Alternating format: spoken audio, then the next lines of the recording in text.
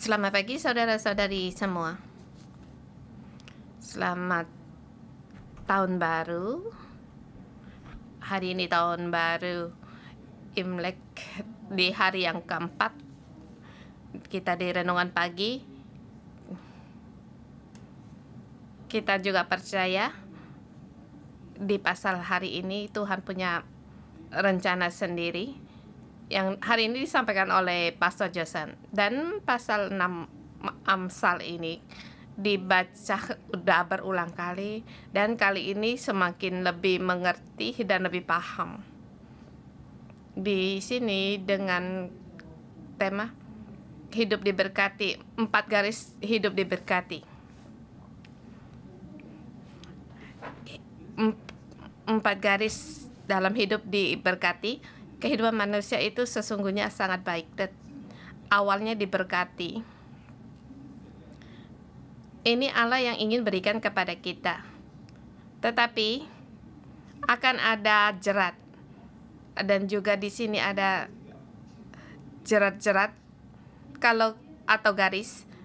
Kalau kita menghampir sedekat pada garis itu akan sangat bahaya, dan di sini dikatakan ada beberapa kali. Pertama, menjadi penanggung. Mengapa orang mencari kamu menjadi penanggung? Sederhana sekali, karena kamu punya uang, jadi dia mencari kamu. Awalnya kamu memang punya uang. Mengapa kamu bisa malas? Karena kamu punya alasan untuk malas. Kamu malas artinya karena makan minummu tidak kekurangan. Keadaanmu itu sebenarnya lumayan, dan seterusnya. Mengapa bisa ada pertikaian? Sebab ada beberapa orang mengikutimu. Kamu adalah bos besar, jadi makan darimu, minum darimu, dan berdiri dari pihakmu. Dan mengapa di sini akan berzina? Karena para penzina ingin uangmu. Awalnya memang keadaan ini cukup lumayan.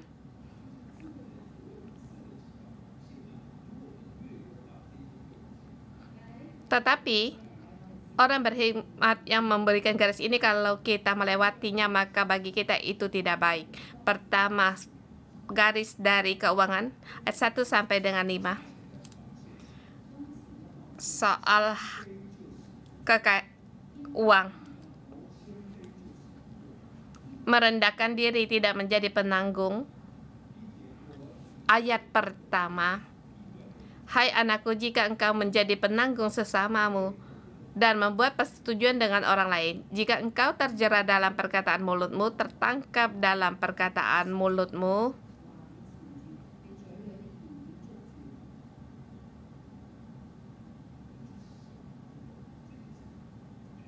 kita berpikir ini dari mana datangnya? Mengapa orang mencari kamu menjadi penanggung? Sebab orang ini ingin melakukan sesuatu. Mungkin ingin berdagang, tapi orang tidak percaya pada dia. Jadi berkata, kamu harus menjadi orang yang penanggung. Mungkin berkata, aku banyak rumah dan lain-lain, tapi orang lain tidak percaya itu tidak cukup, sebab bisnismu cukup besar. Poinnya, aku tidak percaya padamu.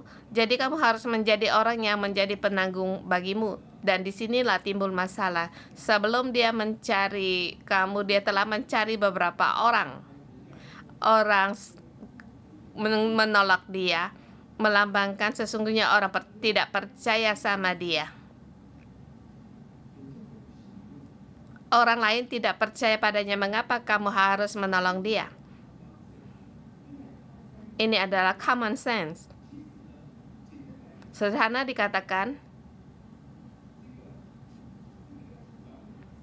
orang yang mencari kamu menjadi penanggung, apa yang ia lakukan yaitu melewati dari kemampuannya.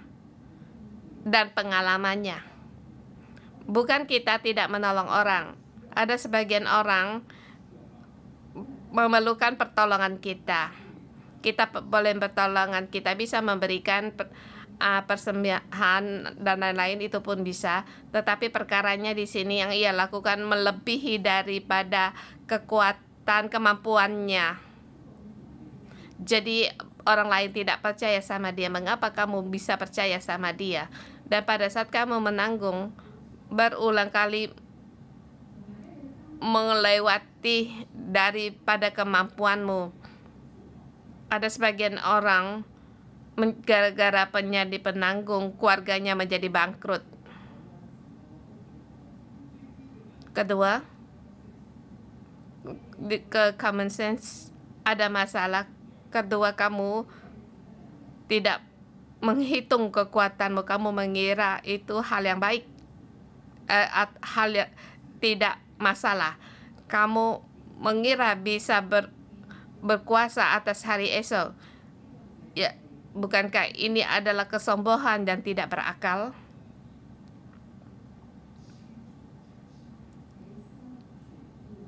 Kemudian hatimu percaya, siapa tahu ada peperangan di Ukraina, siapa tahu Hamas dengan Israel berperang. Tidak ada orang yang tahu sekarang. Ini dikarenakan kita di Hong Kong sepertinya sangat jauh. Termasuk dari bencana alam kita pun tidak tahu. Jadi kita mengira besok akan lebih cerah. Sama. Tidak apa-apa. Ini adalah kesombongan tidak berakal. Kemudian, kamu berkata, adakah bahayanya? Ya, tentu saja ada.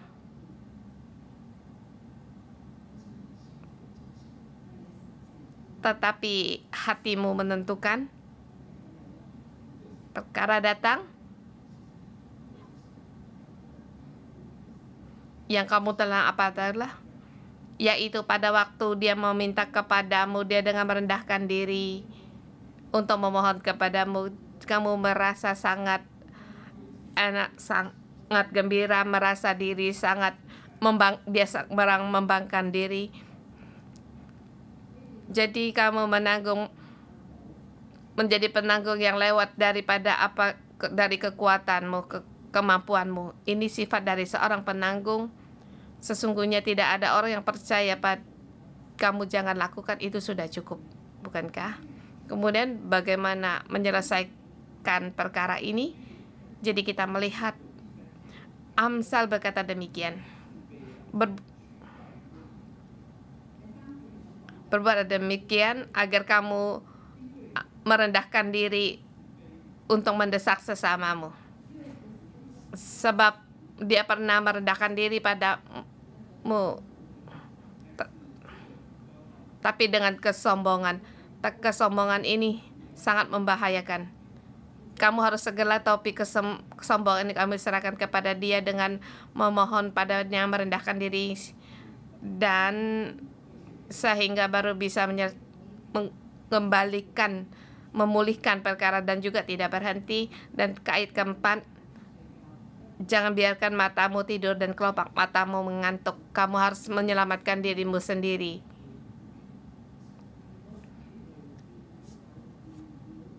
Lepaskan dirimu seperti kijang dan dari tangkapan seperti burung dari tangan pemikat.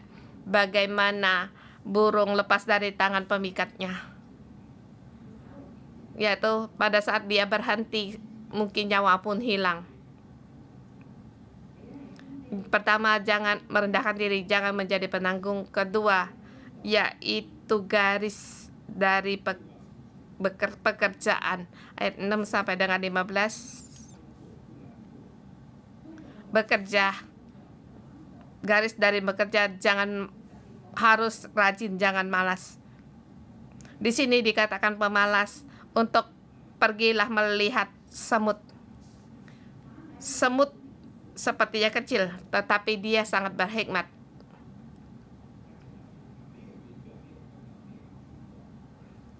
Di pertama dikatakan dia tidak pemimpin, tidak ada raja, tidak ada penguasa, tetapi dia sendiri. Secara otomatis dia sendiri atas keperluannya, dia bertanggung jawab sendiri. Kemudian dia bisa di musim panas untuk menyediakan roti dan mengumpulkan makanan di waktu panen. Dia bisa untuk menyimpan, kita pun perlu ada simpan. Jangan setiap bulan uang kita habiskan. Sebab seketika kalau ada masalah atau sakit, kita perlu uang. Jadi di waktu panas, semut dia mempersiapkan makanan. Jadi dia biasa menggunakan waktu. Mengapa orang malas bisa mampu untuk menjadi pemalas? Sebab tidak usah bekerja, ada untuk dimakan dan dipakai. Jadi dia tidur, bangun, tindakannya lambat-lambat sebab perlahan-lahan. Jadi perkara orang malas yaitu karena dia lambat.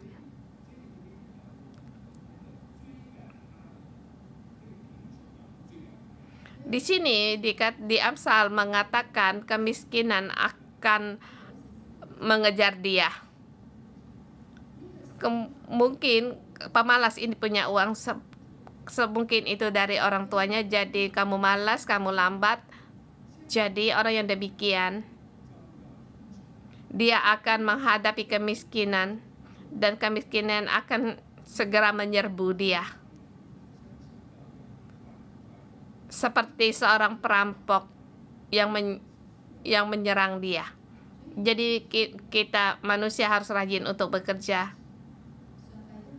Allah pun sangat rajin.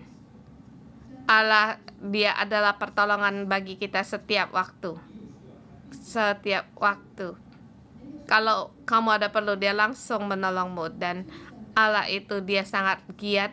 Kita harus punya sifat seperti Allah.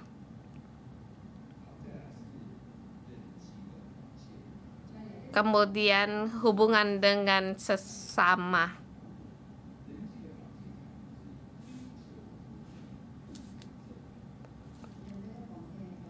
Garis sesama mengejar keakuran, tidak bukan pertengkaran.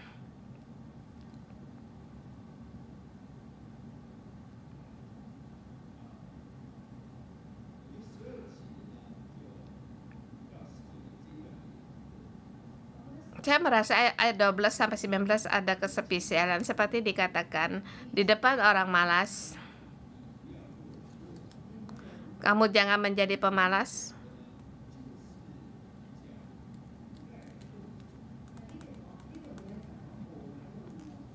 Di sini dikatakan penjahat yang kurang ajar.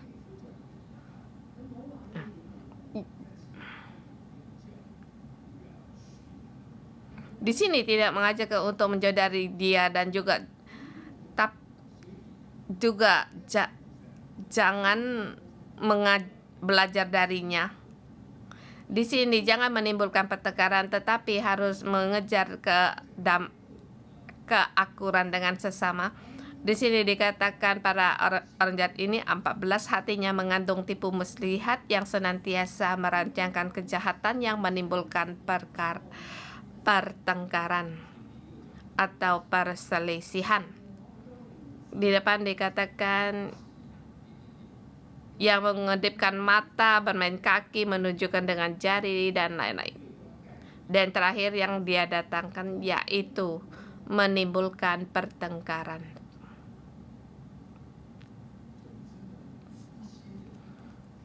Pokoknya ada sekelompok orang di mana mereka berada, di situ ada keributan.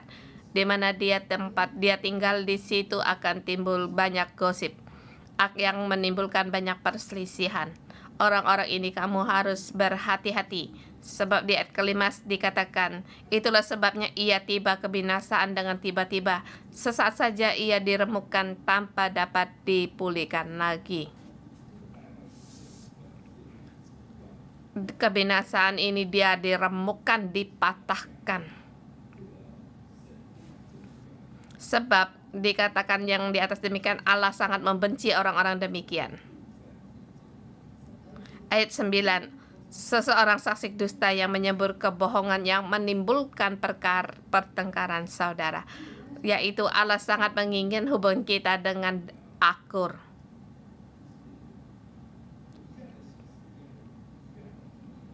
Kita harus sama pikiran dan hati. Kita harus bersatu. Tetapi ada sebagian orang yang merusak. Jadi Allah juga merusakkan kamu.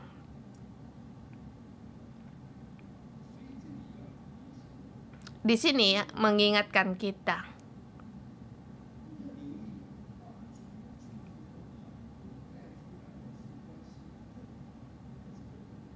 Kita harus perhatikan apa yang kita katakan, apakah mengakibatkan hubungan baik atau buruk. Seperti yang kita katakan lewat karena kekhawatiran, kegelisahan, kita ingin menyampaikan kenyataan. Kita ingin mengingatkan orang, tetapi kamu perhatikan yang dibawa oleh perkataan hasilnya membuat hubungan akan lebih baik atau semakin memburuk.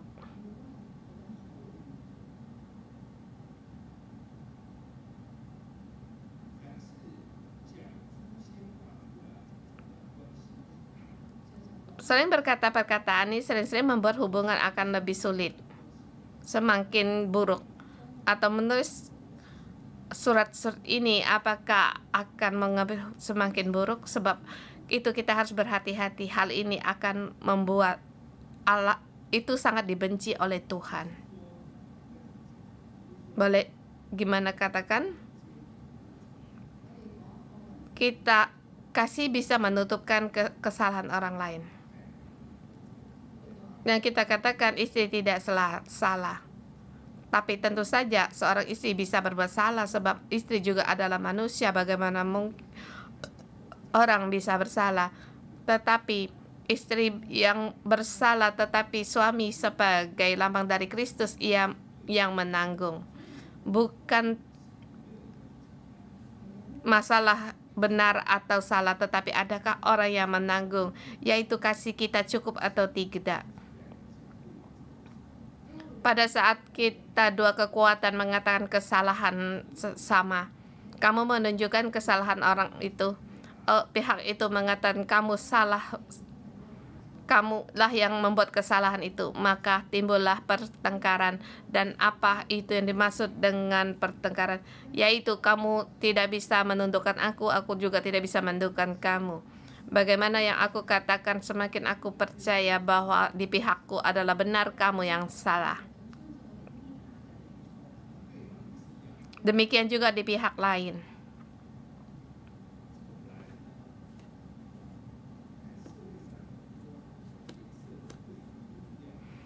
Sesungguhnya kita lihat di masyarakat juga demikian, baik di Taiwan maupun di Hong Kong pun sama. Bahkan pertengkaran ini semakin besar. Allah benci akan semuanya itu, tidak berkenan bagi Tuhan. Kamu perhatikan ada sekelompok orang mengikutimu, yang sering kamu ikut, yaitu pemimpin yang memberi atau penasehat, tetapi kamu sebagai kepala, pada saat kamu membawa perselisihan, Allah Tuhan akan benci kepadamu dan akan meremukkanmu. Kita harus berhati-hati. Dan yang terakhir, garis dalam rumah tangga. Ayat 20 sampai dengan 35.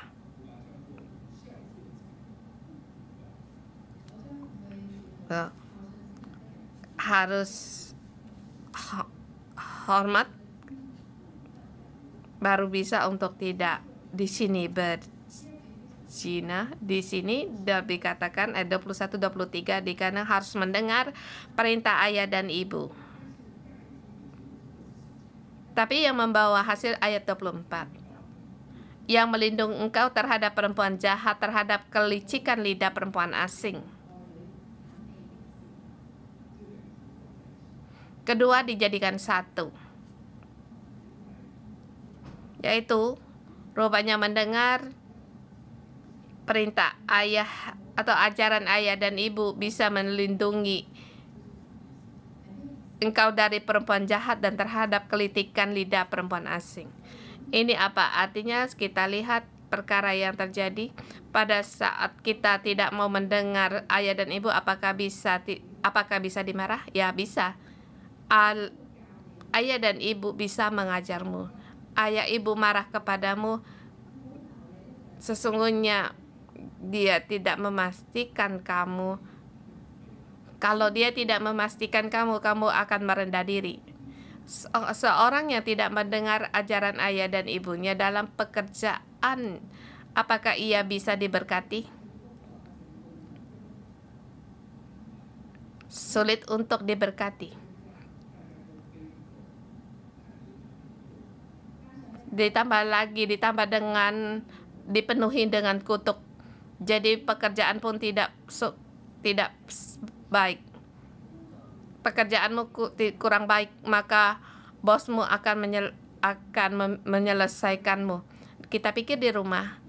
Kalau di rumah tidak mau mendengar, dimarah Allah oleh ayah dan ibu, tidak mendapat kepastian dari orang tua, di rumah sakit, sampai di kantor, penampilan atau pekerjaan kurang baik juga tidak dipastikan, dimarahkan oleh pemimpin, maka akan tidak percaya diri. Orang yang laki-laki yang demikian sulit untuk melawan kelicikan lidah perempuan asing.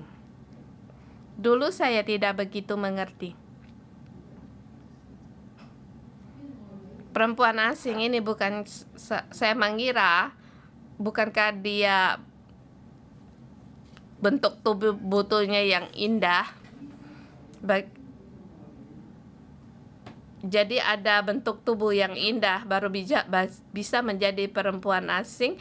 Jadi ini perkiraan saya ya dulu.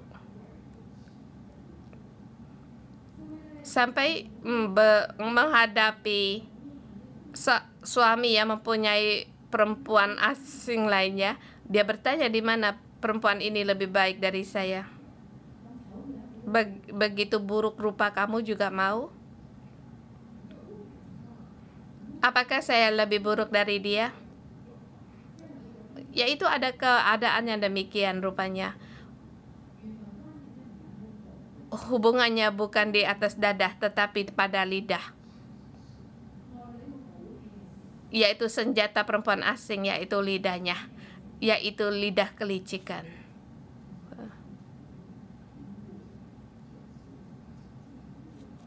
Wah, Pastor Jason, aku tidak pernah kamu menyampaikan khotbah yang demikian indah. Bolehkah kamu mengatakan lebih banyak lagi? Aku merasa kamu juga baik. Kamu tidak marah. Saya belum pernah bertemu dengan laki-laki seperti kamu. Maka kamu akan melayang-layang, bukan? Kamu melakukan sangat teliti. Kalau kamu sering-sering di sebelah saya, menolong saya, itu lebih baik. Demikian lidahnya, mulutnya. Seorang laki-laki yang tidak percaya diri terhadap perempuan yang lidahnya licik itu tidak dapat melindungi dirinya sendiri. Dia tidak dapat melawan akan kelicikan lidah atau lidah-lidah yang indah. Dan juga berkata demikian terhadap istri, terhadap suami harus baik, lebih baik. Jangan dari pagi sampai malam merendahkan dia, ngomel sama dia, sebab siang malam diomeli juga sangat menyusahkan. Kamu akan mendesak dia sampai keadaan tidak percaya diri. Terlebih lagi, Pada saat kamu menikah dengan dia, hubungannya dengan ayah dan ibunya buruk. Pekerjaan tidak ada keberhasilan. Tidak berhasil itu hal yang normal, sebab dia dipenuhi dengan kutukan. Tidak mudah untuk memperistrikan kamu. Kamu menganggap dia seperti Yesus.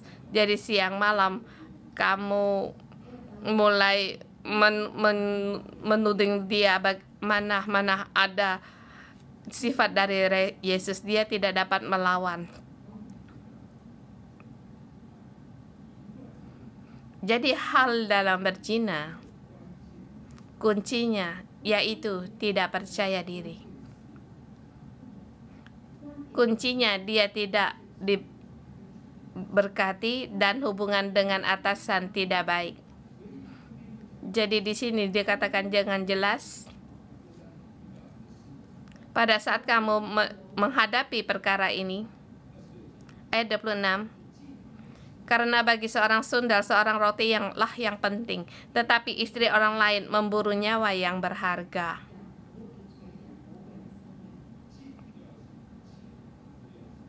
Perempuan sundal yang dia inginkan uangmu. Istri lain yang diinginkan adalah nyawamu.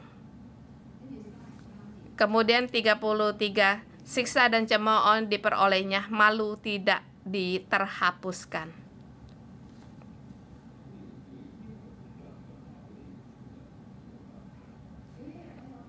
Ada satu perkataan saya merasa cukup juga punya alasan, benar juga. Dia mengingatkan seorang yang merusak rumah tangga orang lain, baik itu laki-laki atau perempuan, yaitu kamu merebut suami orang, ya kamu mengambil istri setengah dari bagian tubuh istrinya. Jadi di bagian bawah istrinya tidak ada harapan. Kamu telah mengambil istri orang, kamu mengambil kesepian dari istri orang lain. Jadi suatu hari suami itu, kamu mengambil istri orang, suatu hari akan membalas dendam suaminya. Kamu memberikan hadiah pun tidak ada gunanya. Lagi pula rasa malu tidak dapat dihapuskan. Jadi bagaimana dari garis rumah itu dapat dipegang? Yaitu harus hormat kepada orang tua, taat kepada orang tua dan atasan, pemimpin kita. Jadi kita baru bisa tidak berzina. Mohon Tuhan untuk menolong kita. Sesungguhnya hidup kita itu sangat indah. Karena kita punya uang jadi penanggung, kita punya kemampuan baru bisa menjadi pemalas, kita ada pengaruh. Ada orang akan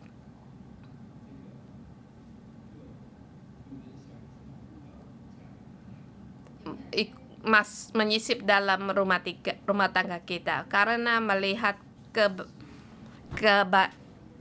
kebaikan di dalamnya. Hari kita harus berhati-hati, kita merendahkan diri untuk tidak menjadi penanggung. Kemudian kita giat untuk bekerja, jangan malas.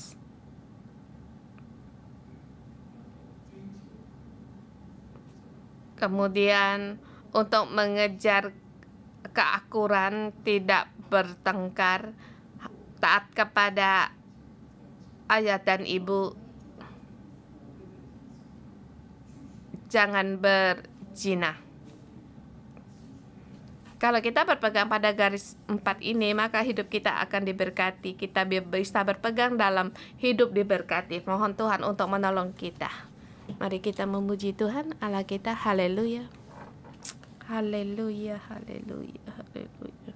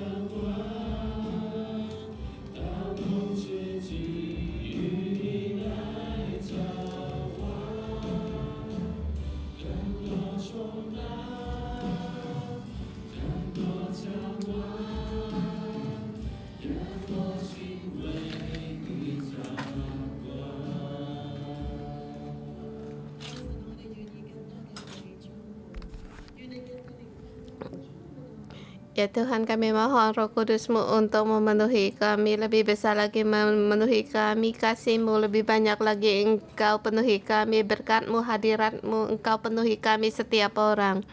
Kami setiap orang dan juga keluarga-keluarga kami. Tuhan Yesus, kami memuji Engkau. Saudara semua, mari kita bersama memuji Tuhan Allah kita. Kita mengangkat tangan kita agar Tuhan, kita mohon Tuhan untuk memenuhi kita Seperti hari ini Tuhan, kami sesungguhnya kami orang yang diberkati, kami adalah anak-anak Engkau, kami mau melewati hidup yang diberkati.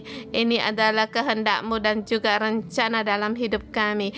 Tuhan, kami bersyukur dan berterima kasih. Haleluya, haleluya, haleluya. Tuhan Yesus, kami memuji Engkau. Haleluya, kami bersyukur. Ya bala, sebab kami orang yang diberkati, yang Engkau membawa kami dalam jalan yang diberkati. Tuhan Yesus, kami bersyukur dan berterima kasih dan memuji Engkau. Ya, kita orang yang diberkati.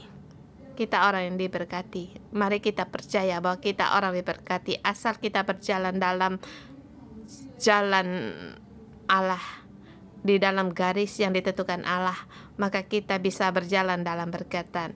Mari kita bersama saling merenungkan dalam 4 garis ini: keuangan, pekerjaan, hubungan sesama, dan keluarga.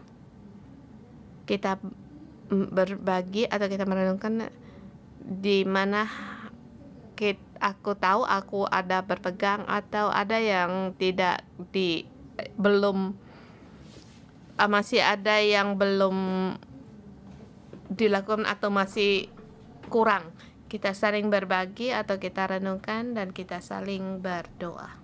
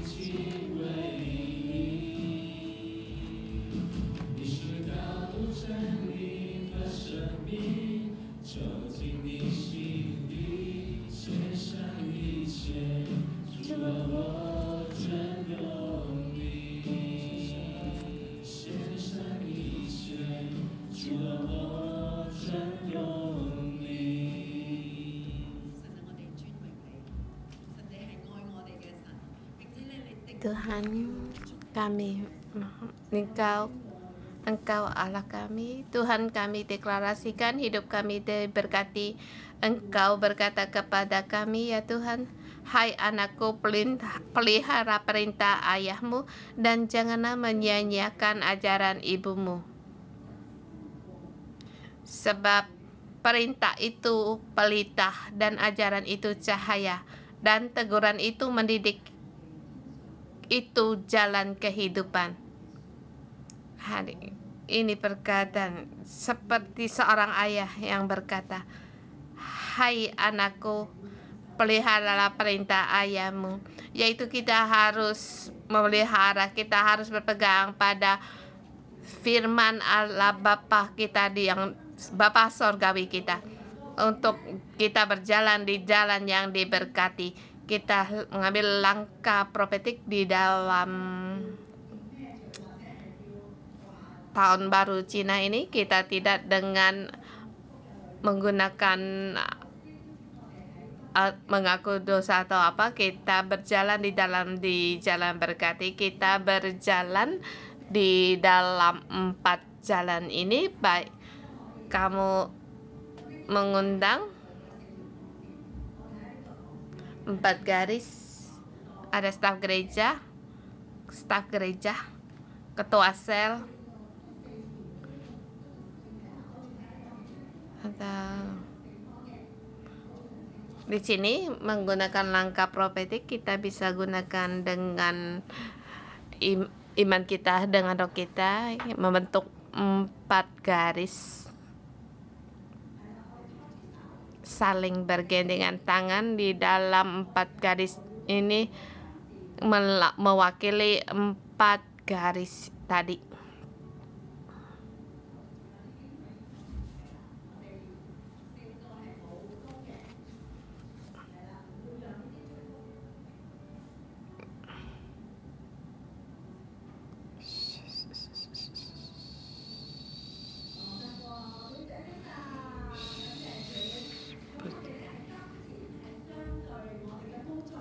Baik itu keuangan, hubungan, pekerjaan, dan rumah tangga.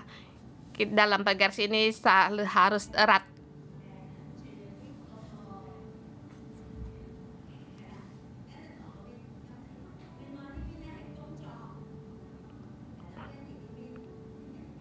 Di sini pekerjaan, rumah, dan hubungan.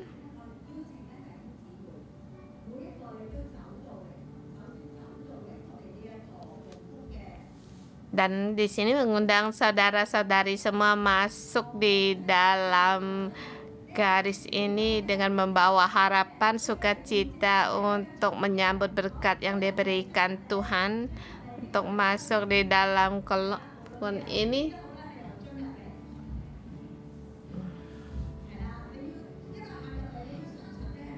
Kamu harus percaya kamu diberkati di dalam 4 garis salib. Dengan semangat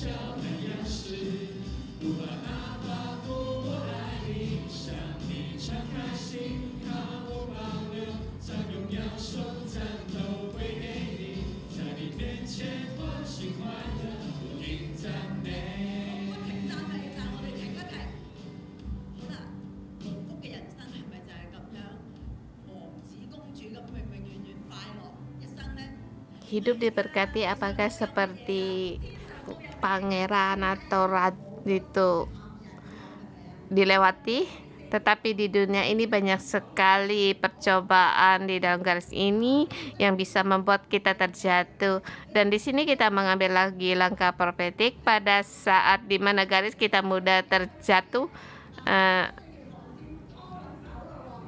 Kamu terobosi, ya, terobosi dan kamu pilih soal keuangan, pekerjaan, Pastor Josan ini rumah tangga, Debbie, Ahong, hubungan sesama.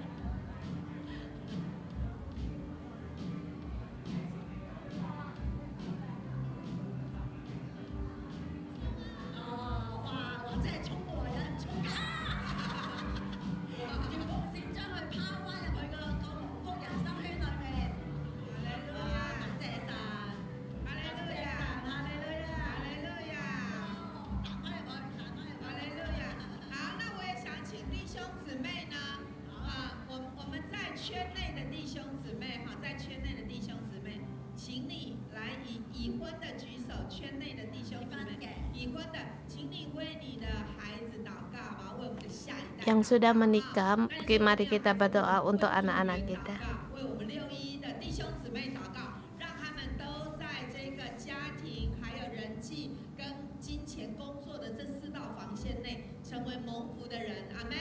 Dan juga kita berdoa untuk staf gereja, saling berdoa.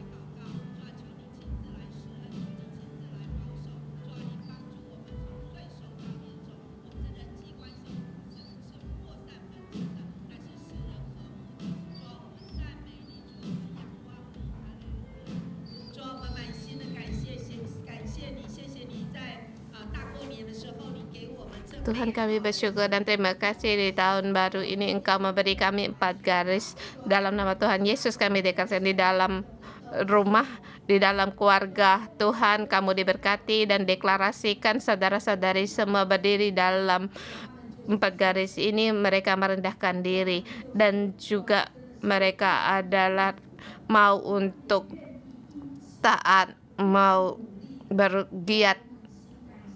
Dan Tuhan, kami bersyukur dan sangat berterima kasih. Tuhan, berkatilah kami yang merindukan Engkau, agar hidup yang Engkau berkati kepada mereka. Tuhan, Engkau memberi kepada kami. Tuhan, kami pun berkata, Tuhan, kami mau terima kamu. Kami rela untuk dan mau menerima semua kesombongan semuanya ini. Tuhan, Engkau ambil keluar keegoisan kami. Engkau ambil pergi dari kehidupan kami. Roh Kudus, Engkau bekerja di dalam jiwa kami. Ada sebagian orang kami tidak dapat melihat, tidak percaya diri, merasa benar sendiri. Tuhan, semua ini Engkau ambil keluar. Tuhan, kami berkata yang baik kami terima dari Engkau dan berkata amin. Dan firman-Mu kami katakan amin. Hati-Mu yang lemah lembut, Engkau ada di dalam kami. Dalam nama Tuhan Yesus memberkati saudara-saudara kami di dalam keuangan tidak kekurangan. Sebab Engkau orang yang saleh. Dalam nama Tuhan Yesus memberkati dalam hubungan kamu adalah bekerja sama dengan Tuhan dan dengan sesama, dan juga hubungan dengan orang tua, istri juga, anak-anak mempunyai hubungan yang baik. Keluargamu adalah keluarga yang harmonis. Dalam nama Tuhan Yesus memberkatimu. Apa yang engkau punyai, engkau tidak menjadi penanggung dari orang lain. Kehidupan yang bahagia, yang harmonis ada padamu dari sekarang sampai selamanya. Amin. Tuhan Yesus memberkati. Kita renungan pagi sampai di sini.